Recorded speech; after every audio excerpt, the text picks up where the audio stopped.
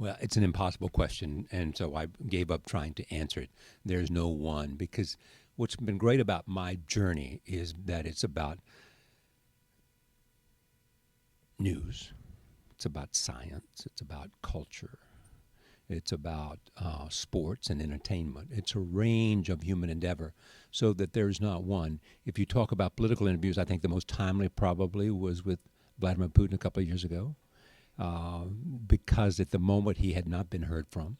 So one mark of an interview that attracts a lot of attention is that somebody speaks who has not spoken before in a long time. Sean Penn, same thing. He had never talked about what happened with El Chapo until he talked to me, and that turned out to be one of the highest rated shows for PBS for 60 Minutes in 7 or 8 years, all the way back to 2008. But what really makes a difference, is their real engagement. Does somebody really give you, and feel like that they are massaging the question? They're looking within themselves, within their experience, to tell you something, often something you haven't heard before. That's what makes a good one. So I can tell you what makes a good interview rather than who would necessarily be the best.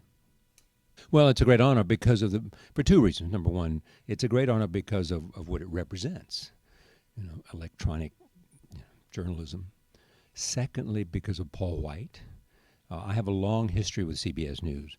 A number of my colleagues, all the way back to Frank Stanton, who was a president of CBS and may have hired Paul White. I don't know. It was either Frank Stanton or Bill Paley, played a significant role in my life. It was Frank Stanton that was sort of the bridge for me to go to PBS. And he was a great friend of mine, and I owe him a debt of gratitude. He was an early recipient of that, as was John Kennedy and lots of other people, as was my CBS colleagues like Charlie Kuralt, who was a great North Carolina friend. And you go down the list of people just from CBS, Mike Wallace and so many others, Jeff Fager, who's now my executive producer.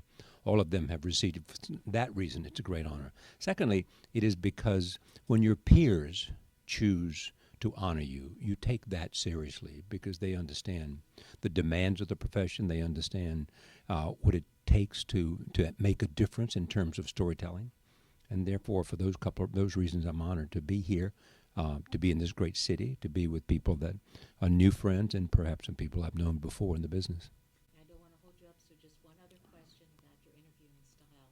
I've noticed that when you do an interview, you lean forward and you seem genuinely interested in the person that you're interviewing and the subject. Yes. Just reflect. Where did that come from? Well, it's just curiosity. I mean, I actually have to. I'm always leaning forward. Generally, I mean, I have to say to myself, in terms of posture when I'm walking, above my torso wants to get there faster, and so I have to constantly say to myself, stand straight, or my mother would be disappointed. So it's that, but it's also the sheer sense of I have a physical feeling to interviews. Last night I did Bono. We taped an hour with Bono last night, which will be on the PBS show tomorrow night.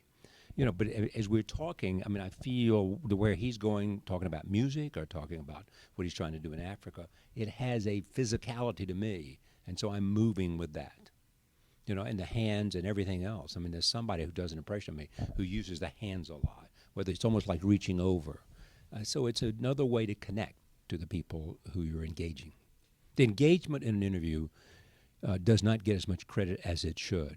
You can take somebody that can engage with an interviewee and knows how to, in a sense, and knows how to stimulate their own sense of adventure about the answer.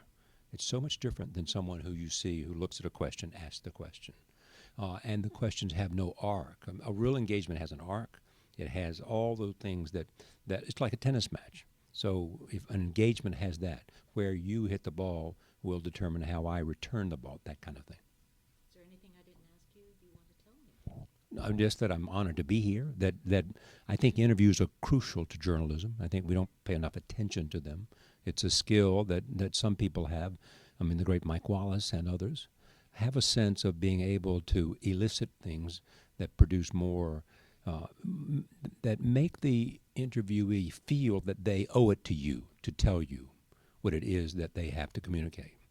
That's the most important thing. And I think if you do that engagement, and it's not, as Duke Ellington once said about music, it's not being hard or being soft. What it is being in search of truth. The truth of a human experience, the truth of an idea, the truth of an argument. That's what makes a great interview.